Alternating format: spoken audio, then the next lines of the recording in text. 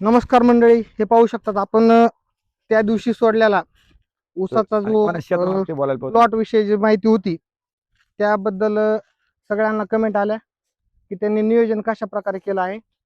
तर तुम्ही पाहू शकता सध्या 15 दिवसात आपण व्हिडिओ घेतल्यानंतर त्यांनी हा ऊस दिलेला आहे चाऱ्यासाठी.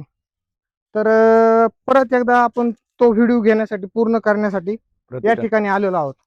तर तुम्ही पाहू शकतात अतिशय 6च महिन्याचा हा बहुतेक त्यांचा प्लॉट आहे आणि त्यांनी हा चाऱ्यासाठी दिलेला आहे. तर ते संपूर्ण माहिती आपल्याला शेतकरी बाबासाहेब बडे हे देतील. तर आपण त्यांना या ठिकाणी परत एकदा त्यांचं स्वागत करूया चॅनलमध्ये. अतिशय खूप चांगल्या प्रकारे त्यांनी आपल्याला माहिती दिली आहे. तर नमस्कार काका. नमस्कार. हा प्लॉट तुमचा किती दिवसाचा म्हणले होते? हा 6 ते 6.5 महिन्याचा प्लॉट आहे. हा आणि हा तिरीचा प्लॉट आहे. तुम्ही पाहू शकता ऊस वगैरे कसा आहे तो एकदम. हा आणि लागलं तर तुम्हाला फुटवे पण दाखवतो, या इकडे तुम्ही.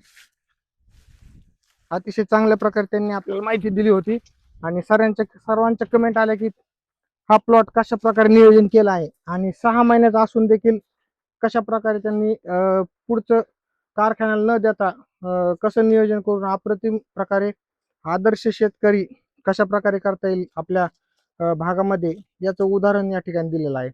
तर हा प्लॉट आता तुम्ही किती एकर मध्ये लावलेला आहे? हा आपला सरासरी 1 एकरचा प्लॉट आहे. हा आणि हा तिरीचा ऊस आहे. आता आपण हा 6-6.5 महिन्याचा ऊस आहे आणि एका वर्षात आपण 2 वेळेस तोडतो. मध्यंतरी एक वेळेस चारेव देतो आणि शेवटला पट्ट्यावर परत तोडतो त्याला.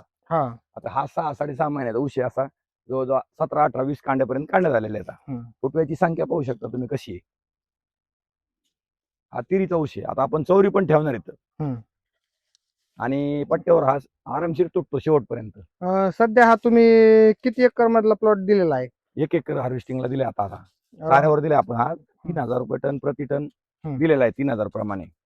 किती उत्पन्न निघाला असा अंदाज? हा आपण ऍव्हरेजच्या हिशोबाने, सरीच्या हिशोबाने काढलं होतं. सरासरी तर हा आपला 85 टनापर्यंत निघतोय आता एका एकर मध्ये.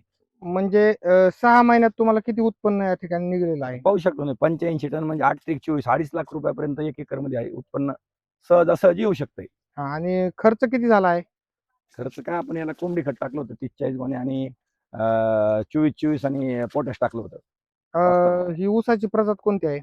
265 आहे, पण कांड्याची संख्या वगैरे खतामुळं पाहू शकता तुम्ही. आता साईज बघा कांड्याची, एक इतीपेक्षा जास्त कांडी करून कांड्याची जी साईज आहे एक इतीपेक्षा जास्त आहे आणि जाडीला पण खूप म्हणजे एकदम व्यवस्थित आहे असा.